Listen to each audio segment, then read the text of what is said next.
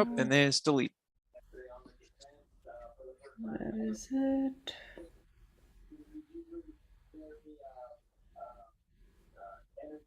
All right, we're live and all set to go. Okay. Well, it's being a few minutes past 6 o'clock, June 15th, 2022. This is Northborough Board of Health meeting.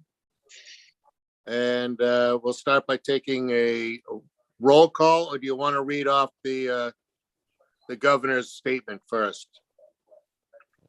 I can start with the governor's statement if that works. I think Okay. that's the right way to do it.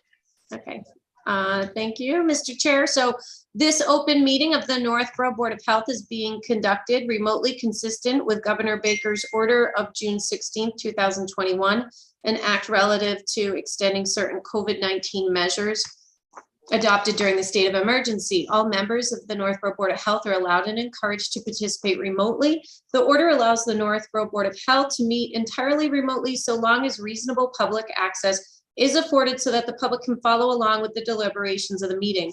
The public is encouraged to follow along using the posted agenda unless the chair notes otherwise. Members of the public who wish to view the live stream of this meeting may do so by going to Northborough Remote Meetings on YouTube via the link listed on the agenda. Ensuring public access does not ensure public participation unless such participation is required by law.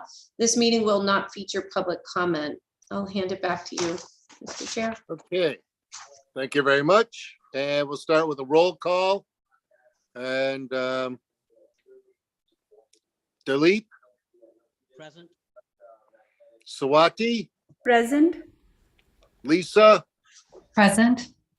and Teresa's not in this evening. And I am Glenn French, Chairman. And we're going to take it from there. We're going to skip over any older business, newer business, and go right to the lifeguarding business because we have those folks here. So with that, Kristen, can you give us a little bit of a background on that matter, and then we'll listen to people who are present. Sure. Thank you very much. So item number 3 on our agenda, discussion of lifeguard coverage during pool hours at North Court Pool. So this came to my attention, you know, it's that pool and camp time of year again. So we've been catching up with pool inspections. Teamworks is inspected and fully opened. I was over at North Court. They are inspected and opened, and we have one more pending in town. So while I was visiting North Court, they've met all their pool requirements. They're in great shape. But I had a conversation with Jake and we talked a little bit about the lifeguard requirement. And I just want to refresh our board members' memories. I sent everybody a quick email earlier today with the pool lifeguard information. So just to go back and think back to April 13th of last year, was sort of my first time permitting pools in Northborough. And there was discussion about, you know, does the Northborough Board of Health require lifeguards at all times? So these are, you know, either public or semi-public pools. And so at that time on April 13th, the board passed the following motion that the town of Northborough Board of Health requires all public and semi-private swimming pools to have a Red Cross certified lifeguard on site when they are open. So we really didn't leave any room for error on that. It's just open hours, there's a lifeguard present. If you guys are following the media, you know, like it's very difficult to get lifeguards. Many pools, you know, they're getting primo dollars and some locations are struggling. I said I did Teamworks, but we also did Avalon Pool. So we have 3. So Avalon is open. They have their lifeguards and they're going. But one thing that Jake requested and asked of me at the inspection was if there was any room for those later hours at the pool that weren't well attended or as well attended, could there be certain hours without a lifeguard? So all of you received Jake's very well-written and lengthy email, you know, making his argument to that effect. I want to hand that over to Jake. I just want to state, I did send all of you Board of Health members the section of the Massachusetts, you know, pool code requirements that really state, if required by the Board of Health, there shall be at least one trained person on the premises at all times. So I don't want to rehash old things. I think the board was pretty firm on where they stood last year. But, you know, I do want to bring it to your attention. It was a request to be heard by the board. So I'll turn it over to Jake. And just one last comment, you know, every town handles this differently. You know, I did speak to Westboro, which has many more and lots of pools in certain towns, just like we did last year, taking some hard lines, but other towns, you know, don't. So there's leeway, but I think either way, if there's to be a change, it would have to be a motion. I'm not suggesting that, but I think it's up for the discussion. And I'll turn it over to Jake if you want to speak to the board. So thank you. Thank you, Thank Chris. you. Can everyone hear me okay? Yes. Great, okay. Thank you for allowing me this opportunity to speak on behalf of North Court. We have a great relationship with the town. The past 2 years, we've implemented multiple updates at the pool, accommodating the requests of the town, complying with not only the Board of Health minimum standard for swimming pool requirements, but also the building department's adherence to the International Pool and Spa Code. So every year we allot a certain portion of our available funds to do any of these required updates that are being asked of us. As Kristen mentioned, we have 4 pools in town that are under the jurisdiction of the town. I would like to differentiate between North Court and the other 3. I think it's a bit unfortunate that the state pool code only has groups every pool that's not a residential, public, or therapeutic pool into a lump sum of semi-public pools, because there's a large amount of diversity that each pool in this category. The first one, if we talk about Teamworks, that's a for-profit company that operates camps, and I would not expect anyone to want to send their child to a camp without lifeguards. The other 2 in our town is the Avalon. It's a large 163 unit facility. Northborough Manor is 57. Again, these are for-profit businesses that offer this as an amenity. North Court is really a nonprofit private pool community in our town. We were established back in 1963. We currently have 52 member families. That is our maximum that are allowed under the bylaws of the group. We have 23.5 acres of undeveloped land. And on this, we have our 53,000 gallon swimming pool that is original to the facility. So this pool was built by the original members that purchased this plot of land. We also have 2 functioning clay tennis courts, a small playground, and a hitting wall and a basketball court. Unlike some other pool and tennis clubs, our facility is maintained by our members. We do outsource some of our services. We're actually had enough money this year to get some tree removal. And we also use a CPO, that's a certified pool operator that works with us weekly to maintain the chemical levels of our pool. We do test multiple times a day. And when we have the lifeguards on full time, they assist in that as well and save me from having to make multiple trips to the pool daily. Essentially, each member owns 1/52nd of the club, and there's a bond that they are presented with that establishes their ownership stake in the company or in the group. And we do have a rather large changeover of families from year to year. It's generally our sweet spot is kids in 5 to 15-year age when they enjoy pool and when they like to spend time with their parents. When the pool's no longer interest to the family will typically offer their resignation in the fall, and that allows us a new opening for membership. This year we were able to welcome 9 new families to our community. So that's a typical year. 5 to 9 families will come and go as we go year by year. I've been a member for 5 years. In no way is our club on the likes of a luxury club such as Haven in Boylston or even Westboro Swim and Tennis. The only 3 employees that we have are our lifeguards. We also have a couple of high school tennis instructors that give lessons to the children when school's out during the summer. And we're very fortunate that we have 2 returning lifeguards from last year. Kristen also mentioned the difficulty obtaining lifeguards. The care and upkeep of our pool, it's all our responsibility. It's member owned, member operated.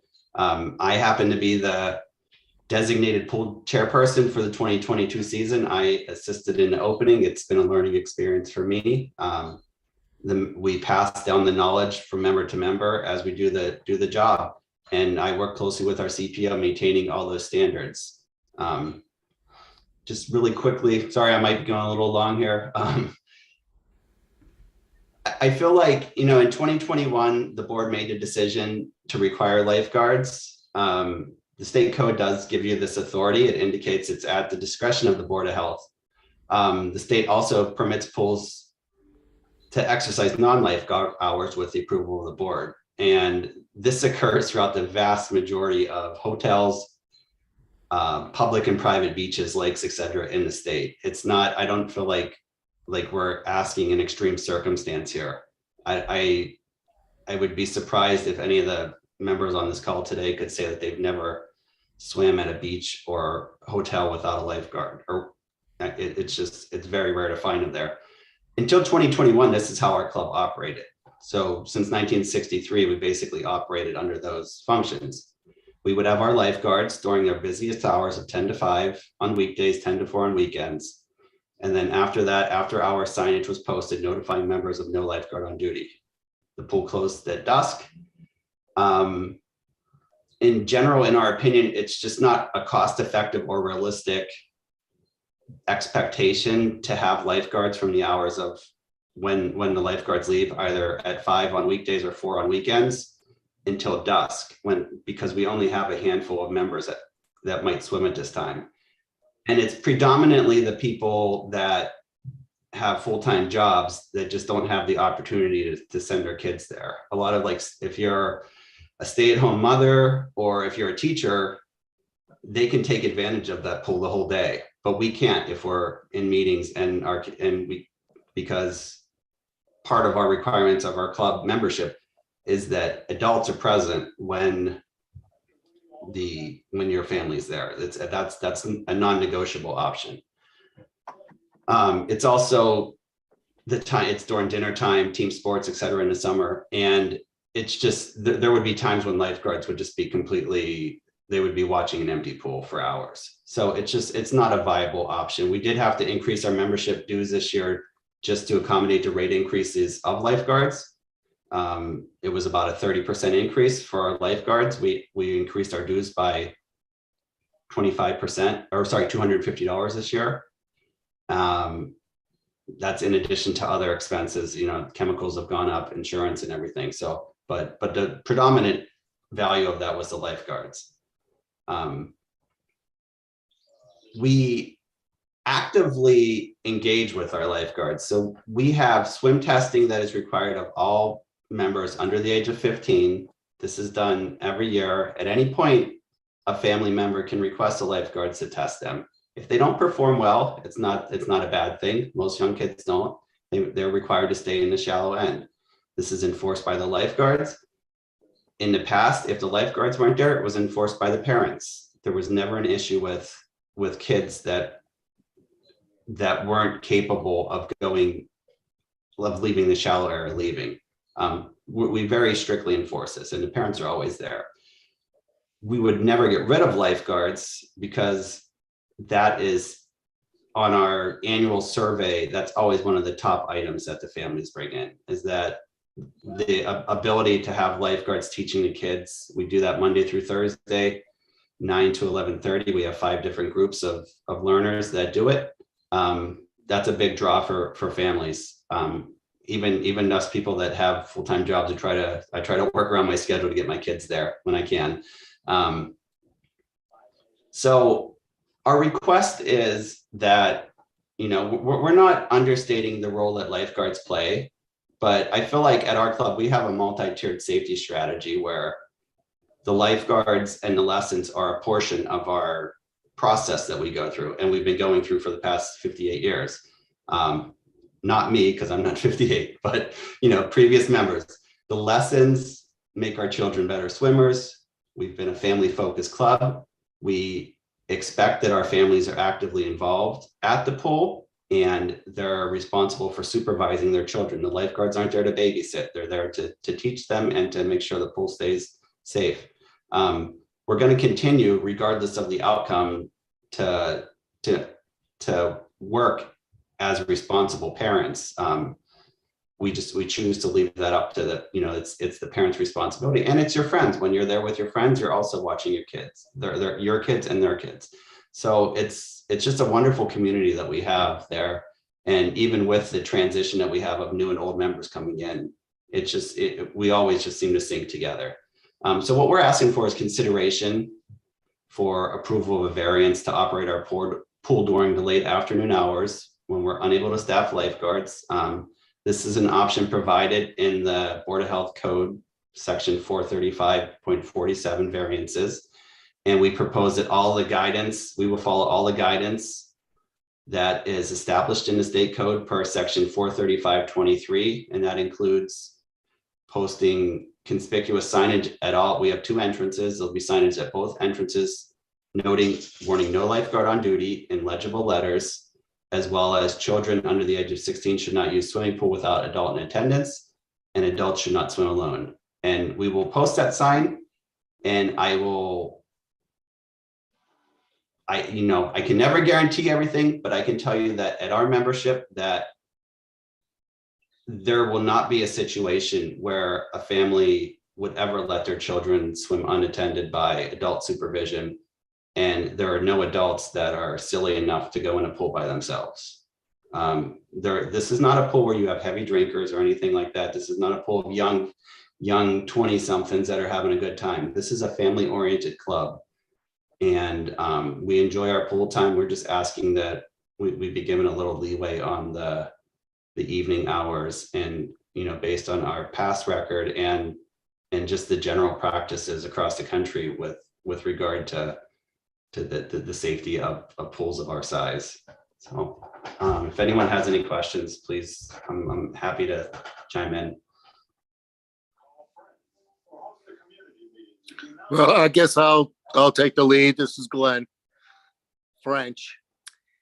It sounds to me like my coming into this meeting, I was under the impression that it was trouble getting lifeguards to work there. But from your presentation, it sounds more like we just don't want to pay, or we can't pay for additional time on these lifeguards' time clocks. The pool is no different than any other pool. I'm sorry. Whatever the motivation or the driving force is, it's a big hole in the ground with a lot of water, and nobody has a pool and thinks, well, we'll watch and no one's going to drown. It happens all the time. So it seems to me that it's not as much of a hardship because there's just no lifeguards as it's a hardship that we don't want to raise rates. We think we don't need it, basically, because there's really not a lot of people and it's not worth the time, or the money rather, to have these lifeguards in place from whatever hour it is until dusk. I can tell you the first thing I would say, no matter what, is dusk would have to be defined. It just can't be till dusk. It's got to be till a certain. You're killing my bandwidth. Everything off. Sorry. I'm very sorry about that. My kids are using up all the internet bandwidth. Oh. So I missed part of your conversation. I'm saying, number one, that dusk has to be defined no matter what. You just can't say until dusk. It's got to be a time. Second of all, I don't know if there is a hardship here. I think that even not being able to find lifeguards is one thing. Not being really willing to hire lifeguards for additional time opening the pool while the pool's in effect is something completely different. If it's the latter that's driving this request, then I would say I'm not for any variance, because I don't think it's a hardship. You got to weigh out, public safety, whether they're private members or they're still members of the public coming to a semi-public pool, versus money. And it's not, it's not a sinking amount of money. It's a few more dollars on top of what. It's not a few more dollars, to be perfectly frank. Excuse me. It's a few more hours during the week. Okay, that's what we're talking about, that we don't want to pay for. Yes, So- it's an additional $250 per member with the prevailing rates. Plus, we would have to hire an additional 1.5 to 2 lifeguards to be able to fill those positions, because in excess of 40 hours, we would have to pay lifeguards overtime. All right, so we So- need another lifeguard anyway to sort of even out the playing field. I don't know, that's my opinion. We've gone through this already. The board was pretty strong and pretty firm with it. And so that's my opinion. Maybe somebody else on the board has something else to say. Delete?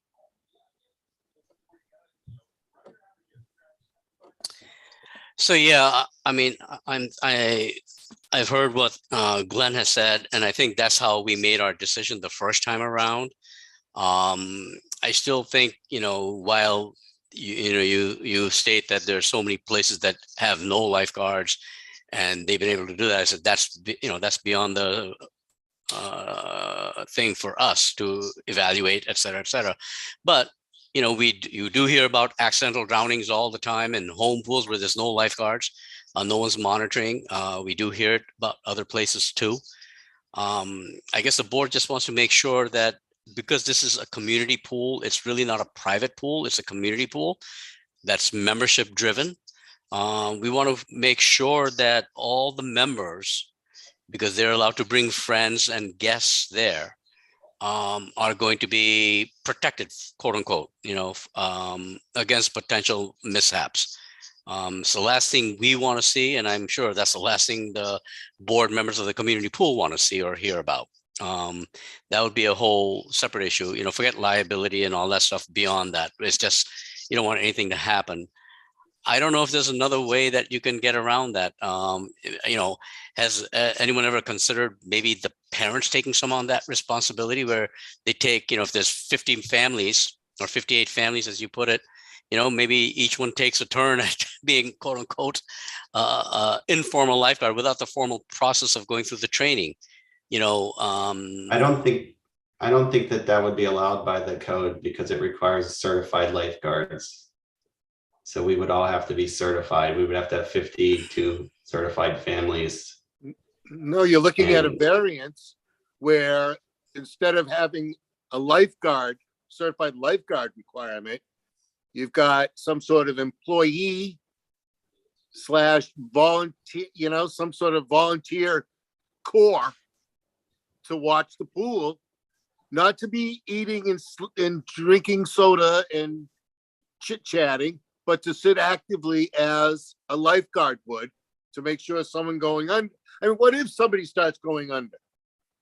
Well, Mr. Joe from Smith Street jumps in to save them. That's the last we hear of both of them. That's the whole reason we have lifeguards. So that's what I think Dilip is talking about, some sort of lifeguard corps. Correct. So Not to the have formal pool is not certification. supervised. It's supervised just by not a certified lifeguard per se.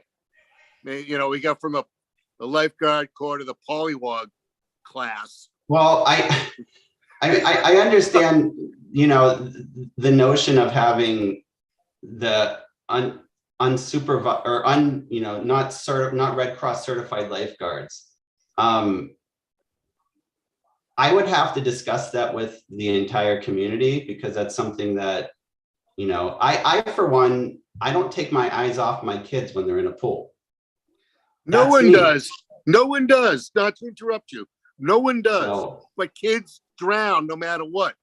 I understand that kids drown in residential pools bathtubs. as well. Why do they drown in a bathtub? Because somebody's not watching. So your kids never drown in the bathtub. That's fine. But we never know. So what about another member of the board? How about Swati or Lisa? Anyone want to join in on this one? Sure. I echo what Dilip and Glenn have said. I would just be uncomfortable. Like I'd mentioned before, I was previously a member of Northcote. I've been there a few times with my kids, and knowing that there's a certified lifeguard always puts the parent at ease. I'm sure not all the members presently in Northcote agree with what you're trying to say about not having a lifeguard. It may be just for an hour or 2 hours per day, but even that, it doesn't take a long time for a small accident to happen. And I'm worried that what if there are small birthday parties or so happening after the lifeguard has gone? We don't allow parties without the lifeguards present. And if it would be anything after normal swimming hours, say between 5 and 8, they're required to pay lifeguards. That's in our town, that's in our community bylaws. Right. So they have to have a minimum of 2 lifeguards if they would have a party. Okay. You could also look at, on weekdays, you said the lifeguards are present from 10 to 5. You could look on Yes. particular days of the week where you could extend it for working families like yours, that the lifeguard comes at 12 and is then present until 7, so that, you guys could also enjoy the pool. So trying to, think of working around those hours. Also, lifeguards are trained in other things besides pulling people from bodies of water. They're trained in first aid as well, and emergency response, and so that's just another thing to consider when dealing with supervision of a swimming pool. How about Lisa? I had a few questions, not that this is going to weigh in the balance, but I'm just curious. So have there been any near close calls in the history of the pool there? Have there been any near drownings, God forbid drownings? Any history of that? There's been none during my time, and I can't speak of the previous. We've been members for 5 years. That's okay. I don't want to, I do think just that curious. I would be known, that it would be known if there was an issue, and the town would be well aware of that. But there wasn't an issue prior to 2021 when the rules were changed in the town. Well, it's very fortunate. I think there's probably a little bit of everything involved with that. Some good supervision, some luck. I think if this didn't fall under the Board of Health purview, it would be a different conversation. I like how Swati was trying to think, is it a this or that? Is there some other potential option you might want to consider? That was mentioned, I think, by Glenn, or was it Delete? But you might want to have family members become certified, properly to cover the challenges of bringing on non-member lifeguards in the future. Assuming that's not a conflict of interest, I'm not sure. But I think where this is under the purview of the Board of Health, and we have nothing against you or the club members. I mean, we realize we're taking into consideration your point of view, but safety trumps all, and it is a pool. And even though you've had a great record and parents who care, it doesn't take long for a little one to go under, or even a larger individual. And accidents happen. Do you have an AED on site? I do think that we need to consider staying the course and maybe helping you find some other solutions. You'd always have, members train, and then they can step in, and maybe they get a discount on their membership or something like that. But as far as the unsupervised, I'm opposed to it. I don't see any real benefit from it other than letting people swim at their own risks when it's getting dark and people are tired. And I think Swati's idea is probably the best, where you adjust your hours 2 nights a week. It's open till 7. Let's go, kids. That's it. That's how I see it. And I just wanted to clarify, I was new to town. I joined as health agent at the end of 2020.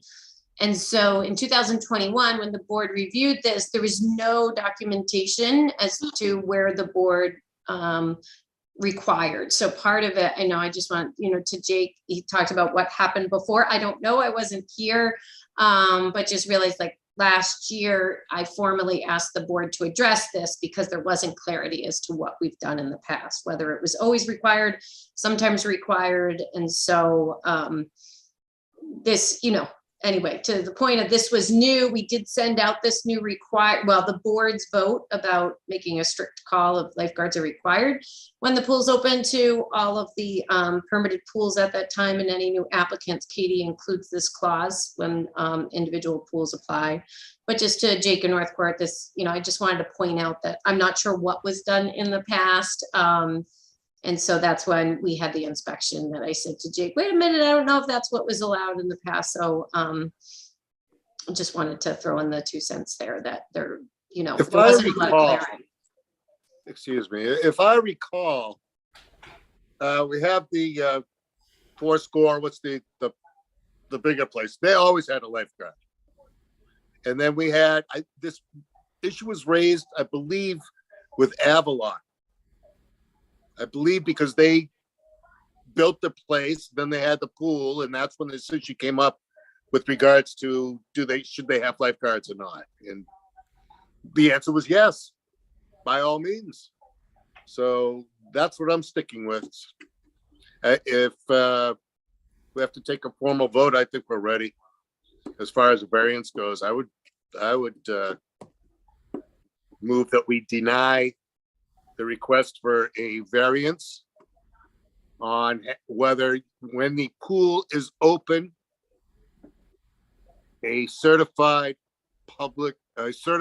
Red Cross certified lifeguard must be available, must be on duty. That's messy, but that's what I mean. I second it. All those in favor? Oh, we got delete. You second it? Yes. Okay, and all those in favor? We got Swati. Yay. We've got Lisa. Yay. Got Glenn, yes, and we've got delete. Delete, yes. Delete. He seconded it. This isn't to say we're not willing to work with you folks. I mean, that's what we're here for, but there's got to be some other way.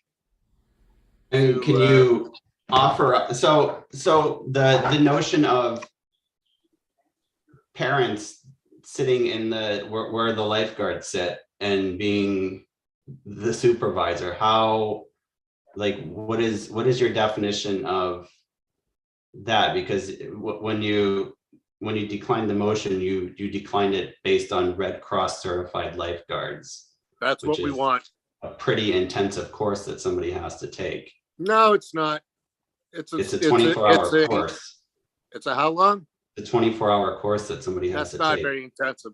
It's better than a life lost or someone's toes getting caught or something. So no, I think Red Cross. So now you're saying that hours, everyone that if we did try to do the parent option, now we're saying that we would all have to be Red Cross certified is what you're saying now.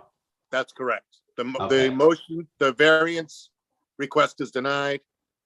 So if you want to train up some parents for 24 hours or some teenage, I don't know how old you got to be a lifeguard. I think it's 16. Yeah. Then that's the way it should be. 24 hours.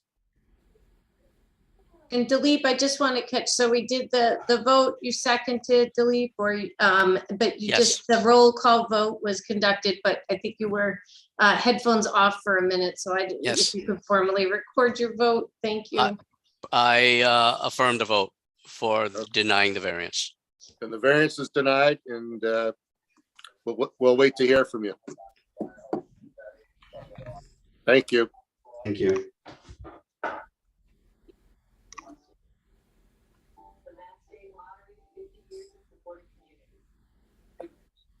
All right, what else do we have?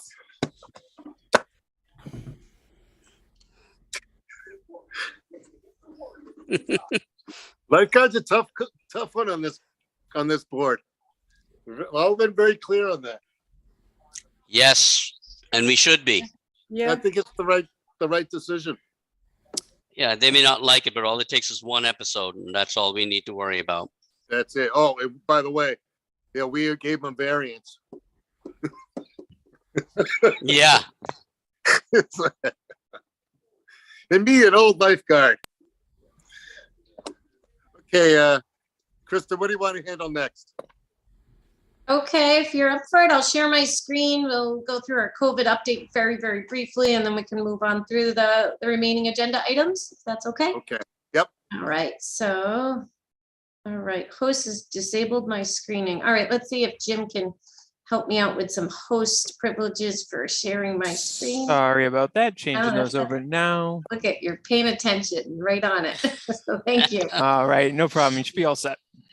Okay, so guess he'll have to talk me through. Sometimes it doesn't show as well. Bear with me a minute. I got him. Yeah, so I'll just get out of the screen. Can you all see that okay? Yes. Okay, so So Kristen, you are in presenter view. So I think that little, oh yeah, maybe that display up there. swap presenter and slide. Is Ah, that yeah, better? Yep. Perfect. Okay, I always struggle with the way it shows up. Okay, so here we go. I'll take it real quickly through our update. So just regarding COVID-19 vaccinations, just wanted to let you know that the Northborough Health Department hosted a Pfizer and Moderna booster clinic last week on Thursday evening, and that was from 4:30 to 7:30. This clinic was really designed to provide vaccinations for the newest approved age group for the booster, which is ages 5 through 11. We advertised it to all of our greater boroughs towns, and we had the help of the Southborough public health nurse, as well as Boylston's fire chief and one of the members of the Boylston Fire Department. And the rest of that clinic was all staffed with Medical Reserve Corps volunteers. So they were fabulous. We successfully vaccinated over 250 residents. We provided Moderna for 18 and older, Pfizer 12 up, and our kiddos, which were the 5 to 11-year-olds. And those boosters, we administered about 150 of the 250 were that 5 to 11 category. So that was really exciting. Thanks to IT Jim here, who was helping and playing movies. We had 2 therapy dogs that were present, and those volunteers were great. And it was a great success. So thank you for the many volunteers, especially at the MRC for that. At this point, we don't have any additional clinics planned. At least for the 5 and up boosters. So, we're reminding residents that those vaccines are available at local pharmacies, maybe doctor's offices, but for the most part, pharmacies at the best availability.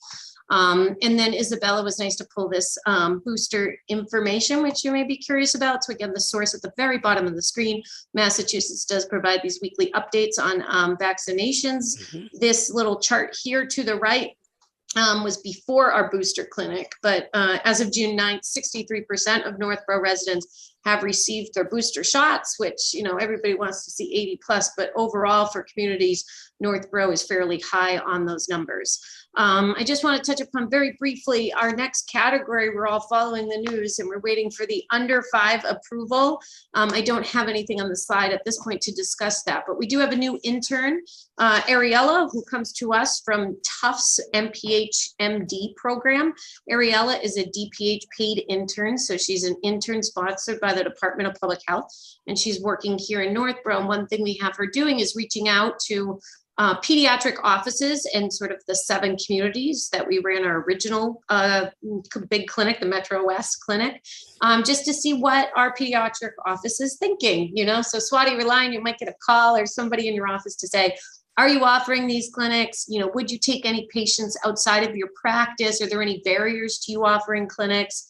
How would your patients sign up? And we're going to try to get all that information back, circulate to local boards of health, and we can figure out if there's any gaps and whether or not local clinics are needed, or maybe vaccine depots, or maybe connecting our providers in the area to Medical Reserve Corps, other volunteers. It's a tough age group, this next under 5. It's still not yet approved, and there's 2 different vaccine brands with one's 2 doses and one's 3, and one's approved for up to 5 and one's only approved for 4. Lots of there's going to be a lot of confusion. And so the state and, CDC and everybody's working really hard on trying to get ready and get that campaign going. Today on our DPH call, the state was talking about how they're going to really roll out the education vaccine hesitancy to this next age group. We're hoping to work with our epidemiologist, Isabella, our new intern. And once we get all that information, we can inform parents where they can get the booster shot for that, or not the booster, the first series, primary series for that category, where to go and really see what we can do to support it. So more to come on that one. We're on it. No plans yet as to where and when. We really want to assess what the needs are in our local area. So that's our update on vaccinations, just COVID-19 case counts. I don't need to read through all this. I want to point people that Isabella Caruso, our shared epidemiologist, is continuing to provide a once a week update that's on the town's website. This was a very exciting week because all the arrows are down. So it was really good to see those counts. So we definitely, we haven't seen that in a long time. So we're definitely seeing our numbers coming down. Definitely go to the website, our weekly dashboard, for more detailed information on our current counts in town. This is just the, over time, total number of cases. Don't read into this all too much, as we know that most people aren't reporting. This testing number here is coming off of Maven, our state immune tracking system. This doesn't represent home tests. So we're definitely steady or dropping in recent weeks, but nowhere near where we were back in December, when more people were obviously using PCR testing and they're just higher viral load. But we can look to our wastewater data here to really see what's going on. So you can see we're sort of coming off that increase in our wastewater count, COVID detection that we saw sort of in that like late May, early June. We're slowly coming down. So it's good news there. And we'll continue to monitor that. And importantly, CDC has their community levels. We all know we were high not too long ago, which CDC would lead to mask recommendations indoors. You saw many local boards of health were starting to do their own mask advisories related to CDC ranking. We are now, as of today, are showing we're at a medium community risk level on CDC's map. So again, the COVID tracker link is at the bottom if you'd like more information on that. On contact tracing and testing, the health department, I say we're continuing with contact tracing. Not that we're contact tracing per se, we have contact tracing nurses that were hired through the 2 grants we have. They're continuing to make calls and reach out to residents, especially focusing on, the 60 and older, if there's any support needed with school families, children in daycare. And so they're really just providing to see if they have questions on information, access to testing. The Stop the Spread sites are still open, I believe, in Worcester and Framingham. I heard from Framingham's health director today that contract may be renewed through the end of September, or at least early September. So we're going to see those Stop the Spread sites that offer the PCR testing are still available. Free at-home kits. Everyone should have got their 3rd round through the government. Those are 8 test kits now. And then again, we're very fortunate here in Northborough, we were able to use Metro West Health Foundation funds to purchase those at-home antigen kits, iHealth. We were running out, so residents may have tried to go to the library and got turned away, that they were all out. But the state, the governor just did a big announcement. Local municipalities are receiving additional test kits. I want to say we're receiving over 5,000 in Northborough. And so now I've been able to drop a few more boxes off with the library, and we're awaiting a large shipment. So we do have test kits available. So we're continuing to distribute to the health department. They're over at our senior center, and the library has more test kits. And I'm hoping that supply from the state is going to get us through the summer for sure, because I think we're through that surge of testing. So lastly, again, we just like to continue to educate the public. I've heard really good stories about people using the state's telehealth program. So again, if people are looking for treatment, there's a simple website that has a phone number. Call the health department, and there is easy access to that telehealth for individuals that maybe have a PCP that's not calling them back, or they don't have one and they're looking for treatment. So we want to remind residents of that. And that is all I have regarding our COVID-19 update. Great. Super. So, Kristen, a couple questions. One is, we're giving out these home tests, but we're not tracking as to what's going on there. So isn't that skewing the numbers? Because a lot of people who test positive may not be going and getting a PCR test, or who test negative may not get a PCR test until later on, right? So I'm just wondering how that plays into the stats that are being reported on all the websites, because all they're going by is the PCR testing that you're getting done. number one. I think that's a great point. I totally agree. There's no question it's skewing the stats. That's why you can't look at December and say, oh, we're here now, because we're just not seeing that testing. And even at this point, DPH is not recommending that residents would follow up an antigen test and at home, to go out and run out and get a PCR. So it's not even recommended. The antigen are found to be pretty reliable. I mean, our biggest problem, as you know, Dr. Jane, is just we don't detect it as early on the antigen, so you might not show positive on day 1 or 2 where a PCR test could detect it. So, Yes. We do want to remind residents, if you have somebody at home that's sick or you've had exposure, maybe a PCR early on is going to be more effective. And that's where our only tool, I feel like, that's most reliable is our wastewater data. At this point, I'm happy to see that going down because wastewater data doesn't lie. But yes. the other reports, we can see trends over time, right? If those numbers go up, we know we're not having increased access, but downward trend as these at-home kits are more available, doesn't mean exactly what it used to. It's not a straightforward story. Thank you. Yeah, nobody cares about COVID anymore. They want to move on with their life. But it's still out there, unfortunately. Yeah, it is. It is still out there. Okay. Well, is that it? Yep, I'll keep moving through the agenda if there's no other questions on COVID, if we're all done with it, and vaccinations, but more to come. I'll make sure to keep the Board of Health updated on our progress with the under 5 vaccinations. So, so next on our agenda is the American Rescue Plan Act, which is ARPA public input session. So if you go on the town news, I just wanted to point out to the board, our town administrator, or the town administrator's office did publish announcement about that event. It's via Zoom. It's also at the library, but look to the town's website. That's on Thursday evening. The town administrators asked that that would be forwarded to appropriate boards and committees. So it's really a time for the public or boards and committees to see if there's things that they would like that money pushed towards. And obviously public health is one of them. Just in general, I know the town administrator's office has been working on a memo to really say, what are we doing now? What are our needs? Where are we going? We've done a lot in public health. We've received 2 very large grants, through the state. We received grants through Metro West. I'm other than the consideration of whether or not we'd want to, apply for use of those funds to a community health assessment. I don't have any immediate needs here at the health department right now of test kits or more nurses or staffing. We've been stockpiling some resources like PPE. We're in pretty good shape. And I think we'll have to look down the community health assessment that we spoke about last meeting or the meeting before about, in talking to some other health departments, one that moved forward, they only had 1 vendor bid for it. And it was going to cost, I want to say $120,000 community to do the community health assessment, a very thorough one. So that's a lot of funds. So I am inquiring with that community, or Isabella, our epidemiologist. They did receive some other supporting funds. Some was ARPA. But if that's something, that really comes out of these listening sessions or something the community wants to look at, we obviously want to complement sources of funding. It's a big ticket item. That was something the boards discussed before, but I don't really have any immediate needs that I can think of, but I just wanted to make you aware that ARPA listening session is going to take place. And that whole system is not just for COVID and that kind of thing. It could expand the scope to anything, right? That someone feels is worthwhile with regards to emergency preparedness.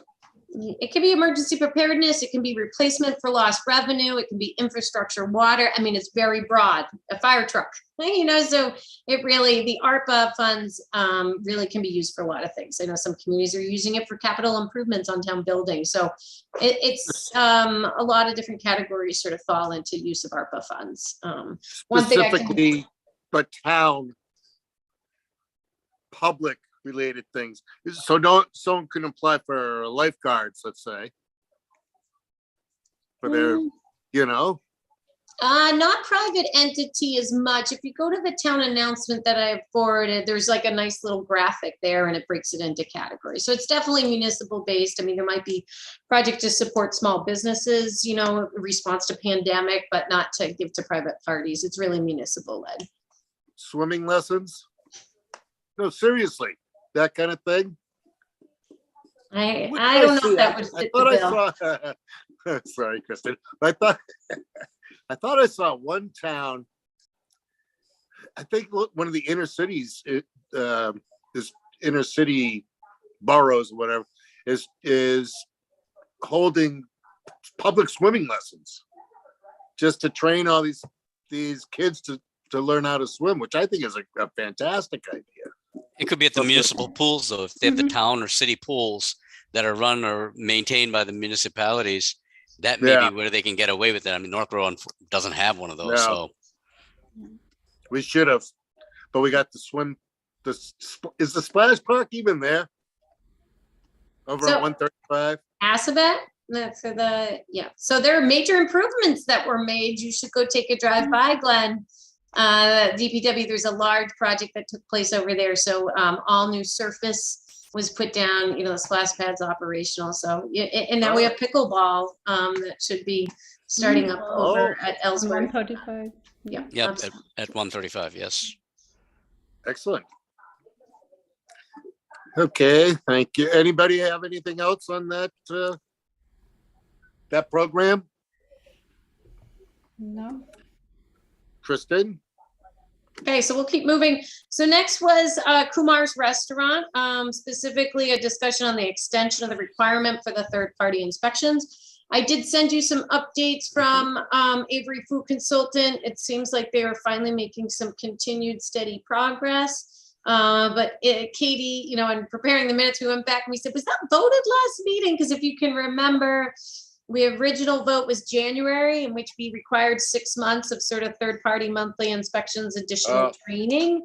But it's great they're doing better in the last month, but I don't think we're out of the woods. My recommendation to the board tonight would be for the board to extend the requirement for the additional third-party consultant at Kumar's for an additional 6 months.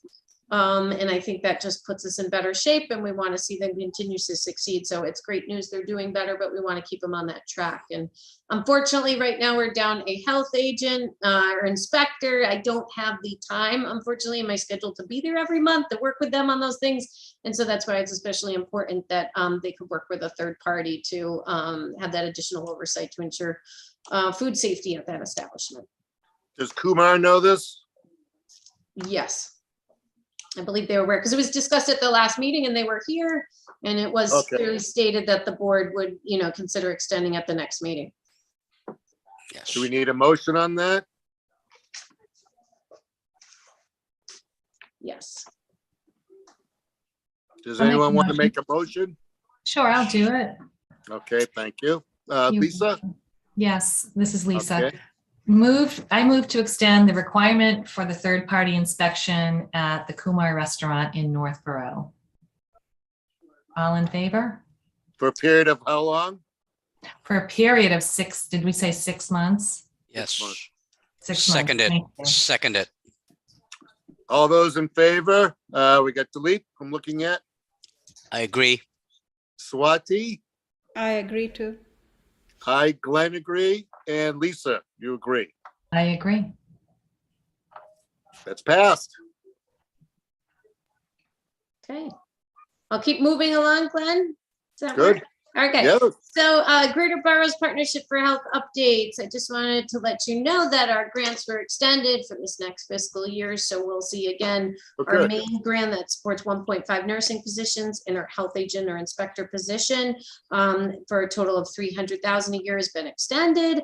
Additionally, we're receiving the contact tracing funds, which were 160,000, and that grant to support again Greater Boroughs was extended. And for that grant, we did have some remaining funds, that total amount not to be defined, but that will be rolled over into fiscal year 23. The second grant, the contact tracing grant, is more in line with federal rules. So there is rolling of any additional funds, but we have nearly spent down all of the PHE, the $300,000 grant this year. So that is all Really? moving ahead. We were able to make our part-time epidemiologist full-time this summer. So you'll hear a bit more from Isabella.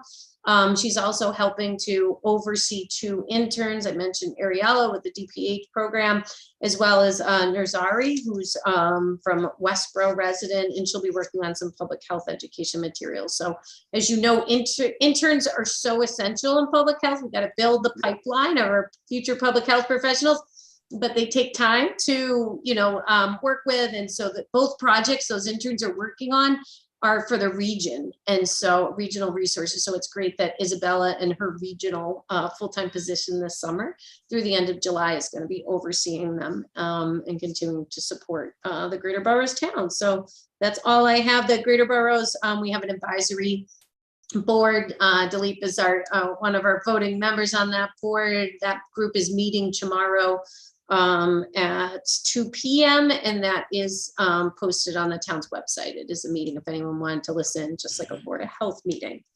And that's it, unless you have questions on that, Grant. Okay. Nope. And then we'd be moving on, and just any other business to come before the board. I just wanted to 2 quick updates from my office. Be Well Northborough, our big kickoff event. Hopefully you've seen signs around town. If you have kids, you've seen notices and backpacks. So that's on June 22nd. That event is from 1 to 4 p.m. Really, Allie, our rec director, Allie Lane, you've been working with this Greater Boroughs group.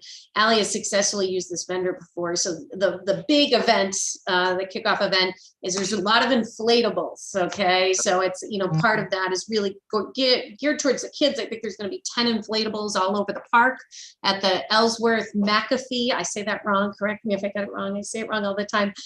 Okay, and so we'll also have tents set up. So huge thanks, our DPW is coming along. We're gonna have tents for all the sort of key town departments related to recovery from COVID-19 pandemic. So you'll see youth and family will be there with the tent, talking about referral services with interface. We're gonna have the rec committee there, the rec department there, and senior center and schools represented, really trying to connect residents to resources or programming that may be coming up. We'll have a health department tent. If any of you would love to come be there with me, June 22nd from 1 to 4, please do. Isabella, I believe, is planning to be there.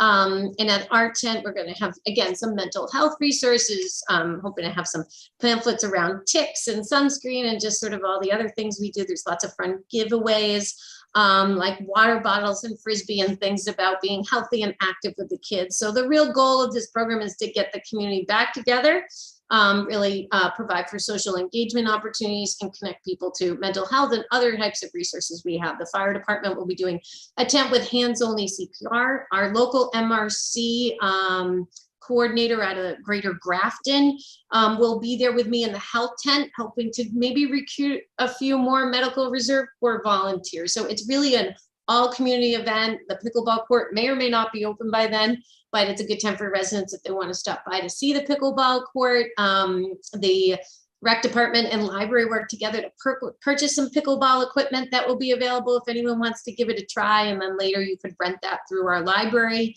or take it out, loan those materials. So a lot of great stuff happening. And all of this was funded with $100,000 overall amount that was set aside for this Be Well Northborough group. So I want to say this event, all in is going to be around a $7,000 to $8,000 event. Don't quote me exactly, but again, it was funded with ARPA money. It's about really connecting residents to resources and beginning that, engaging socially, and hopefully a good kickoff to the summer.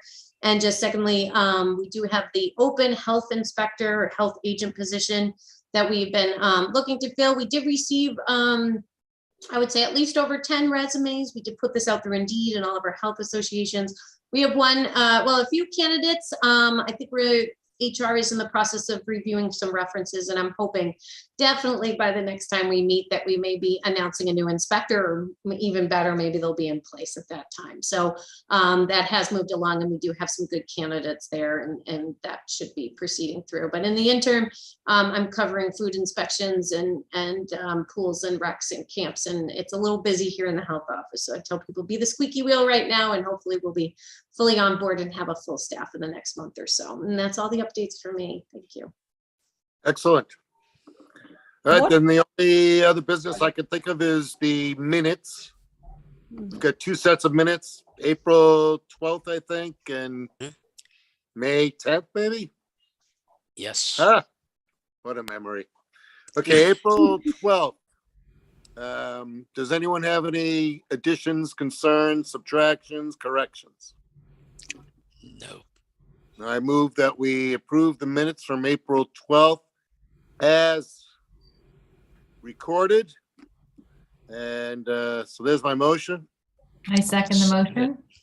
Okay, and then we'll take a roll call. All those in favor?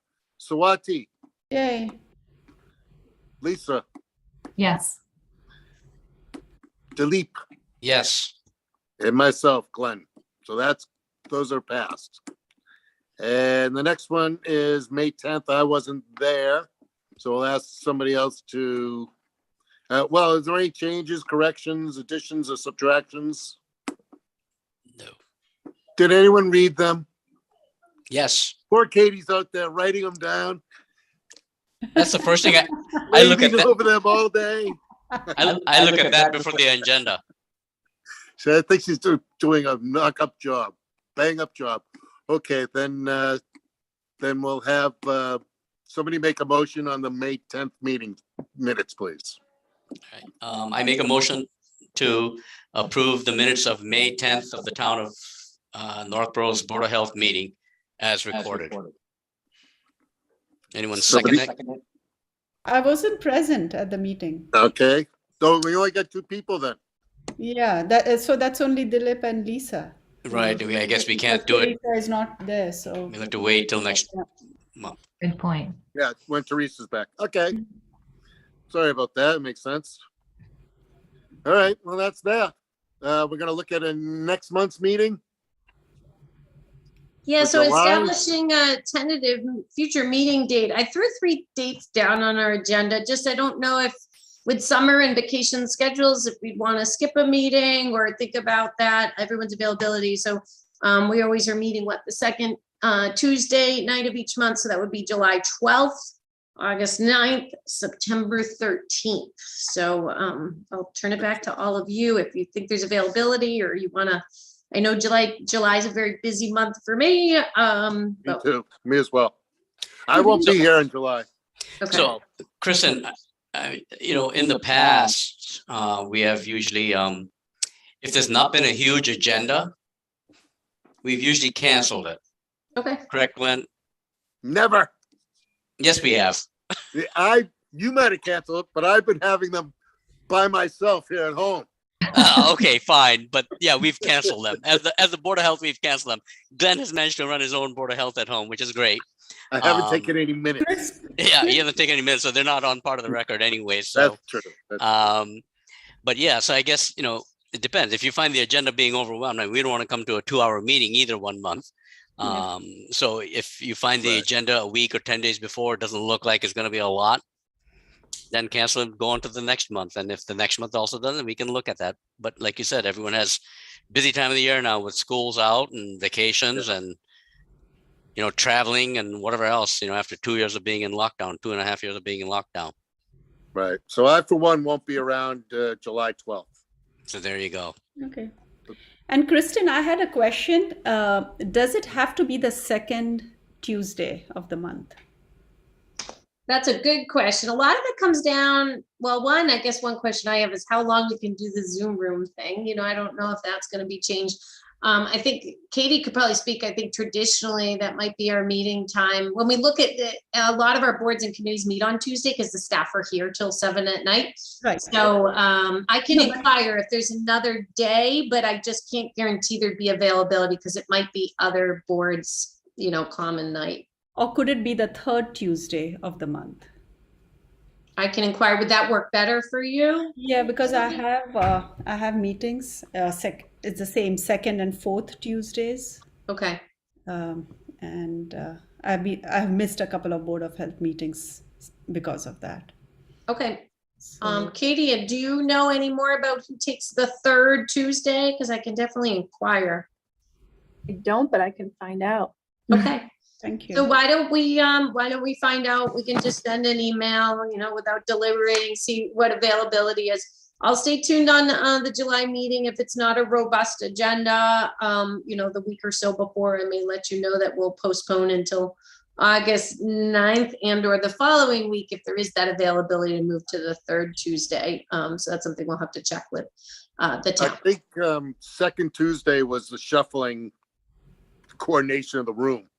Yeah. Yes. Oh, okay. It was the where that coordination of the came room. from.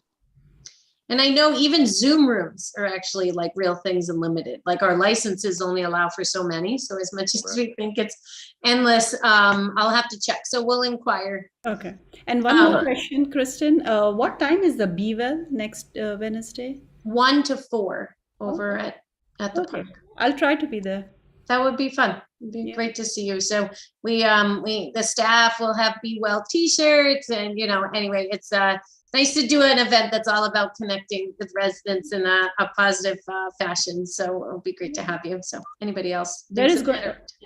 Let me know. Where is the Board of Health tent? Because I don't want to be looking all around the park No, it in will the be easy. inflatables trying to find it. I'm working on banners right now for the tents. So DPW has been great. There's going to be, I think, like 8 10-foot tents up. We're going to have a nice big banner on each one that says Health Department. So yeah, if you can't find it, we're in trouble. Like we'll make sure all the public knows exactly which is what tent. And Okay. I'm assuming it's going to be in the very center of this thing. yeah, so if you're at the park, there's that lower field, the soccer fields. I believe the plan is the inflatables will be in the soccer field and sort of that high ground along the parking, that greenway that near the snack shack, if you know that, exactly. Yeah. The tents will be all lined up. So the goal is to get residents to see the tents, and there'll be popcorn and things like that. So those tents will be right along the parking lot all together with those different town department tents. So it'd be great to see you. And it's open only for the Northborough residents? Yeah, it wasn't Northborough funded. I mean, I don't think anyone's policing and asking a 3-year-old on the bouncy house how old they are or what town they're from.